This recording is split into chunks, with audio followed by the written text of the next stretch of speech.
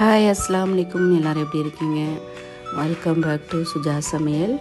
இன்றைக்கி நம்ம என்ன பார்க்க போகிறோம்னா, நேற்றுக்கு செஞ்ச நம்ம நன்னாரி வேர் சர்பத்தை எப்படி நம்ம யூஸ் பண்ணுறதுங்கிறத நம்ம இப்போ வீடியோவை பார்க்கலாம். எனக்கு ஒரு சப்ஸ்கிரைபர் இருக்காங்க, பிக்கெஸ்ட்டு சப்ஸ்கிரைபரு. அவங்க நான் வீடியோ பார்க்குறேனோ இல்லையோ கண்டிப்பாக என் வீடியோ ஃபஸ்ட்டு அவங்க பார்க்குறாங்க. அவங்களுக்கு இதை எப்படி பண்ணுறதுன்னு தெரியல. அவங்களுக்காக தான் இந்த வீடியோ. கல்பனா பார்த்துக்குங்க, உங்களுக்காக தான் இந்த வீடியோ. சூப்பரான எம்மியாக டேஸ்டியாக நம்ம எப்படி செய்யலாம் வாங்க வீடியோக்குள்ளே போகலாம். நல்லா சில்லுன்னு நான் ஒரு 2 hours நான் தண்ணியை ஃப்ரிட்ஜில் வச்சுருந்தேன். நீங்கள் ஐஸ் க்யூப் போட்டாலும் சரி. ஒரு லெமன், பெரிய சைஸ் லெமன் ஒன்று எடுத்துருக்கேன். அதை நல்லா பிழிஞ்சு விட்டுக்குங்க. நல்லா சில்லுன்னு குடித்தா நல்லாயிருக்கும்.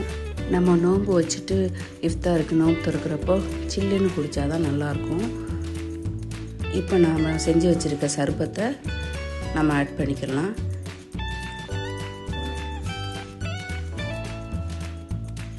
ஒரு 3-4 பேர் சாப்பிடலாம்.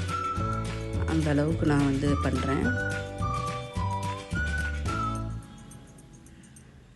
நம்ம வீட்டில் செஞ்சதுனால நல்ல வாசமாக இருக்கும்.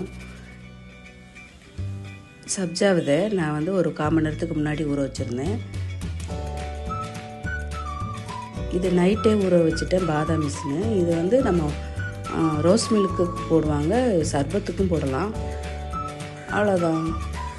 செம்ம டேஸ்டியாக குழு சர்பத் ரெடி ஆயிடுச்சு பாருங்கள். இந்த வீடியோ உங்களுக்கு பிடிச்சிருந்தா லைக் பண்ணுங்கள், ஷேர் பண்ணுங்கள், சப்ஸ்கிரைப் பண்ணுங்கள். கண்டிப்பாக